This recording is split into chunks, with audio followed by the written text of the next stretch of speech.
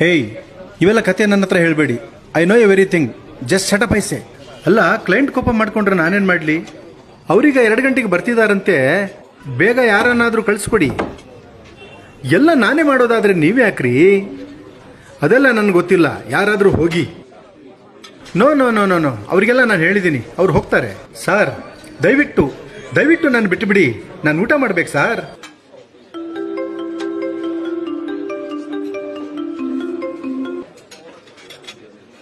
ಸರಿ ಮಾಡಿದ್ರಾ? ಆ ಹೊಸ ಪ್ರಾಜೆಕ್ಟ್ ಏನಾಯಿತು? ಈ ಪ್ರಾಜೆಕ್ಟ್ ಮುಗಿಯೋಕ್ಕೆ ಮುಂಚೆನೇ ಇನ್ನೊಂದು ಪ್ರಾಜೆಕ್ಟ್ ಕೈಗೆ ತಗೊಳ್ಳಿ. ಎರಡನ್ನೂ ಮ್ಯಾನೇಜ್ ಮಾಡಿ. ನಾನು ಇರ್ತೀನಿ. ಸರಿ, ಏನೋ ಮಾಡಿ.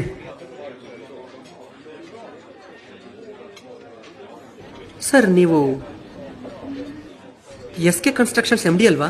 ಹೌದು. ವಾವ್. ಸರ್, ನಾನು ಇಷ್ಟು ದಿನ ನಿಮ್ಮ ಬಗ್ಗೆ ಕೇಳಿದ್ದೆ, ಬಟ್ ಡೈರೆಕ್ಟಾಗಿ ನೋಡಿರಲಿಲ್ಲ. ಇವತ್ತು ಡೈರೆಕ್ಟಾಗಿ ನೋಡಿ ತುಂಬ ಖುಷಿ ಆಯಿತು. Thank you.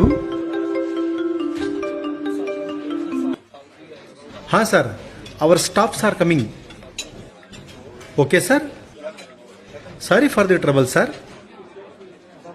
ಸರ್, ನಾನು ನಿಮಗೊಂದು ಮಾತು ಕೇಳ್ಬೋದಾ? ಕೇಳಿ.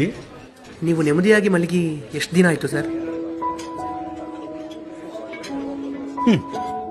ದಿನ ಅಲ್ಲ, ವರ್ಷನೇ ಆಗೋಯ್ತು. ಸರ್, ನನ್ನ ತಪ್ಪು ತಿಳ್ಕೊಬೇಡಿ. ಈ ಹೋಟೆಲಿಂದ ಕೆಳಗಡೆ ಹೋಗ್ತಾ ಎಡಗಡೆ ಒಂದು ಪಾರ್ಕ್ ಇದೆ.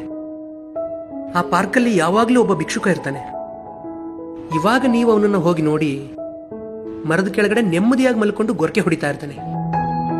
ಎಲ್ಲೋ ಒಂದ್ ಕಡೆ ಅವನ್ನ ನೋಡಿದಾಗ ಈ ಭಿಕ್ಷುಕನ ಜೀವನದಲ್ಲಿರೋ ನೆಮ್ಮದಿ ನನ್ನ ಜೀವನದಲ್ಲಿ ಇಲ್ವಲ್ಲ ಅಂತ ಅನ್ಸಲ್ಲ ಸರ್ ನಿಮಗೆ?